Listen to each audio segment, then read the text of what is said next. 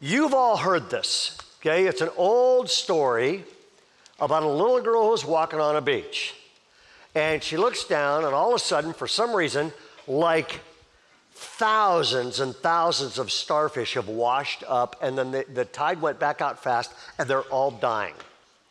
Raise your hand if you've heard this story, okay? So she picks up one starfish and throws it back in. She picks up another. She's got this really good heart, and she starts picking one by one out of these, tens of thousands of starfish. Save one. And this old cranky guy comes up, and he says, "What are you doing?" She goes, "I'm saving starfish." And he goes, "But you're just one little girl, and there's like all these starfish." And he goes, "You don't really think you could look at all these hundred, he goes, you couldn't possibly make a difference." And then she goes, "It makes a difference to this one," right?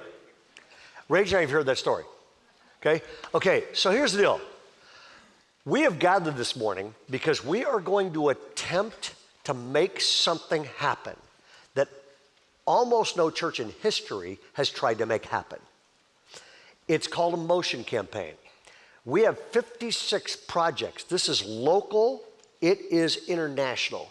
Is it possible for a whole bunch of individual little people to set something in motion that'll have a ripple effect for a long, long, long time?